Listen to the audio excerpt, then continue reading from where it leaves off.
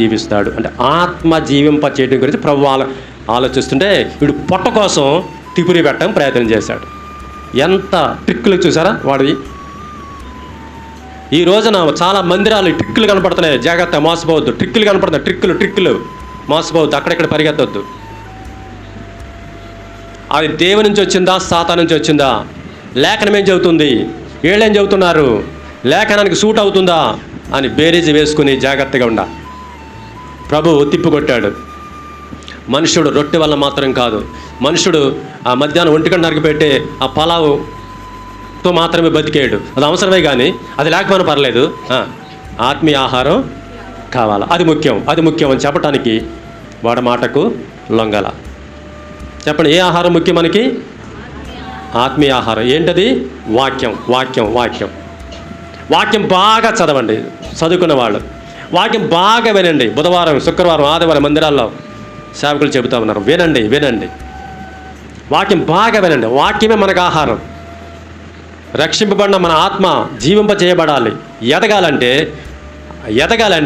బిడ్డకి ఆహారం పెట్టాలి. మన ఆత్మ జీవితం ఎదగాలంటే ఈ మనుష్య ఆత్మకు జీవాహారం పెట్టాలి. వాక్యమైన ఆహారం పెట్టాలి. వాక్య ఆహారం ఎంత పెడితే అంత బిడ్డ ఎదుగుతాడు, మనం కూడా ఎదుగుతాం. ఎక్కువగా వాక్యం చదవండి. ఏదో 3 ముక్కలు చదివేసి 3 ముక్కలు ప్రార్థన చేసేసి అయిపోయింది అనుకోవద్దు. యేసు ప్రభువు సైతానుకు లొంగల. ఏమైతే రాళ్ళు రొట్టెలకు చేసి తినేది ఏమైపోను చూసావా, నీ కొడుకును పడేసా, ఓ దేవుడా అంటాడు. పడిపోయినట్టుగా సైతాను లొగునట్టే కదా. పొట్ట కోసం పడిపోతాడా యేసయ్య? పొట్ట కోసమే పడిపోతాం మనం. ఒక ఆరోగ్యం కోసమే మనం పడిపోతామా? ఒక చిన్న అవసరం తీరలేదు భౌతికంగా, అంతే వదిలేస్తామా? అదే ముఖ్యమా? అదే ప్రధానమా?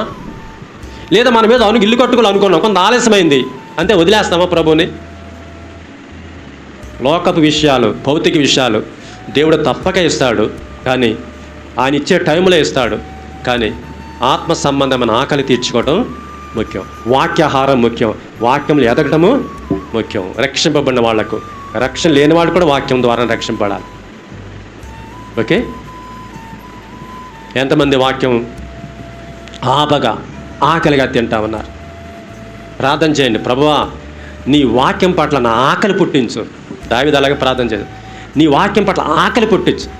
నా పొట్టకి ఆకలేస్తుంది, తింటా కానీ గంట అటు ఇటులో అది పెద్ద సమస్య కాదు, కానీ నా ఆత్మకు ఆకలి అవుతుంది ప్రభు. అసలు ఆకలి పుట్టించాయా? నాకు ఆకలి ఉంటలే. కొంతమందికి ఆకలి ఉండదు తెలుసా, ఉంటారుగా రోగులు, ఆకలి